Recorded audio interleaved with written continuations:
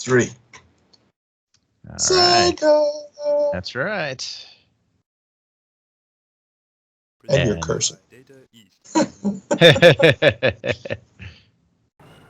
Okay, And so we have Data East publishing a Factor 5 game. Yes. Ooh. Oh yeah, just look at those tiles in the background. Those I do like the music. That is some nice music going on there. Yeah, that's Chris Hosbeck, baby. Yeah, you can't do better than him. And we have Anime Galactus. yeah. There's basically what you're going to see here now is mostly rehashed stuff from the Amiga intros of Turrican. I want to point out that 3. They destroyed dozens of planets and enslaved hundreds of people. Hundreds. I think they meant peoples, plural. Now this is an O-face. I'm sorry. That is not a woman in despair. That is a woman having the time of her life. Okay. I'm sorry. This is why I had to leave this opening in, so people could see some of this cartoon. He was clearly watching porn. Okay, robot porn is clearly his thing, and that's what is going on in that cutscene. Okay, I mean that is not a distressed face. I'm sorry. And why does he have a pig nose on the mask? I mean, It makes no sense. Oh. And there's Anime Eyeball Slimer. Yeah. There's Anime Galactus again. And yeah. All right. So I had to let that play out for some of that delightfulness. Now getting some controls going. Little run and gun. Pretty smooth, which I was glad to see. I got a spreader, which was great. That's a spreader. Yeah. Oh, and then I got this thing, and I can't stand that thing. Yeah. That is kind of annoying. Yeah, if you had picked up the second red one, it would have been a more powerful spreader. But yeah, you accidentally picked this up right afterwards. There we go. Yeah, I have no idea how the power-ups work. And then I tried to shoot that thing diagonally, and I was like, "Oh, this is unfortunate. I am not playing Contra anymore." No, you were playing Turrican.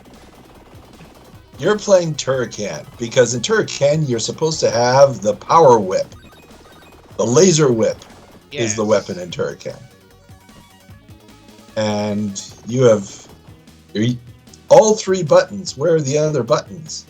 Yeah, I'm fiddling with them. And yes, the confusion over what you can and can't jump to is a bit... Or what's a wall and what's not a wall. Yes, and there doesn't seem to be anywhere to go here, Carl. Oh, that was the super bomb? You figured that button out. Doesn't seem to be anywhere to go. Wait a minute, what's this? What's this? Yes. There's something coming out of my arm. That's different.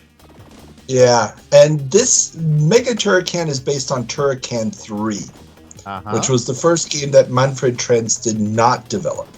Yes. So I figured out this thing's here, and it's like, you got Bionic Commando in my Contra. Yeah, exactly. So, okay, here we go. Yay! Made it. A little bit of a quasi Mode 7 effect going on there on a Genesis, which is kind of interesting. Yeah. I got that stupid rebound gun again. I hate this thing. I'd really just rather have the spreader for life. But I have no idea what I'm doing, Carl. I have no idea what I'm doing. There you go. Now it's the giant flames jumping up just like in Contra 3. Oh, and those guys you can normally jump on in the other Turrican games. Huh. The little Koopa robot thingamabobs. Gotcha. Got a little mini-boss action going on here. Yeah. With the world's worst gun. Good job, team. Yeah. Yeah, the thing is that Turrican 3 is like the weird redheaded stepchild of the series. Because normally, instead of a lasso thingamabob, you would have the laser whip, which would be a 360-degree manipulatable laser that shoots out. So you're basically whipping this thing around a little, not as flexible as the whip in Castlevania 4, but the same concept. You can just hit everything around you. And there should also be the ability to turn into a ball, Metroid 2 style, I should say. If you press... Yeah. Interesting. Yeah, I definitely never figured that out. Having a little trouble with this jump. Trying to get across there. Regular jump on two. Kind of have to sneak across. There we go. Then whipped it out again, just because. Now I have a laser. Which is not nearly as cool as a Contra laser, I'm just saying. No. Oh, come on. Contra laser is the worst weapon in Contra. Ooh, you just took a shot. I mean, obviously the spreader's much better, but the laser has its moments. But it's very context-specific moments. Yeah, very. And if you get it in the wrong context, it's a pain in the ass. Yeah. But would love to be able to shoot those things diagonally, Carl. That would just make my entire day. Again, this is where Factor 5 is not working with Manfred Trent's design, and it shows. Yeah. It was the first one that they're making on their own. And they don't have that wonderful Commodore 64 design to work off of. Because that's the one thing Manfred was really, really good at. Indeed. And this thing, I guess they were trying to appeal to the console business because they knew this was going to be a console game. Right. The Amiga version actually gets finished first, but then they hold it back for quite a while until this console version comes out, and then they bring out the Amiga version afterwards. Yeah. Nothing like enemies in the corner and no diagonal shooting. Yep. Well, I think you could have jumped up from below and tried to hit it, but yeah, it's just no. Yeah. And that was the end of the 7 minutes, so it just kind of ends. Yeah. Yeah. So I'm taking it not the best gaming experience of your life. No, I mean it had a lot of potential, but because it's smooth, it animates smoothly. You can pick out enemies and objects from the background just fine. I mean, the environment's okay. Some of the jumping's a little wonky, but I'm sure if I had a little more time to work with that power whip or whatever it is, the Bionic Commando thing, I could have probably overcome that. But some really awful power-ups just ruining my day, and the lack of ability to shoot diagonally, at least I couldn't find a way to shoot diagonally, was a real frustration that was completely unnecessary. I mean, I played a lot of Contra back in the day, all of them, and my Contra brain was not happy about that. Yeah.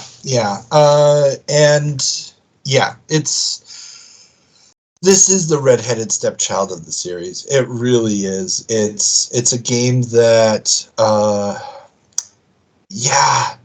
mean, I tried playing it back on the Amiga in the day, and it just did not grab me the way Turrican 2 did, which was such a smooth, clean game.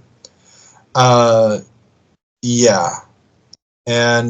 just... Here, I'm going to give a quick quote from the greatest computer game magazine of all time, Amiga Power, which, if you've never done a deep dive on Amiga Power, you need to do a deep dive on Amiga Power, because it is the greatest version of UK snarkiness that you will ever see in print. And here's a quick quote from their review, and it said, "It's almost as if this was Turrican 2, only with a rope to swing from. Come to think of it, it genuinely is Turrican 2 with a rope to swing from. So it depends whether you're into one-dimensional arcade action of the big levels and lots of platforms variety. It's technically sound, but just a bit vapid and uninspired." I could not have written a better review based on my 7 minutes. That sounds about right. Yeah, and let me put it this way. At least they didn't compare it to several medieval diseases that one could contract rather than playing the game, which they also did on multiple occasions, I might add. But yes, so this, it's just not a good game. And and you can also tell that it's a 4 megabit module. It's very, very small memory-wise because of the massive repetition of the background textures and stuff. There's just a lot of problems. Absolutely. Yeah. So, oh well. It's no Super Turrican on the SNES, which came out before this, and that's all I got to say. So, okay, everybody, let's get back to the episode.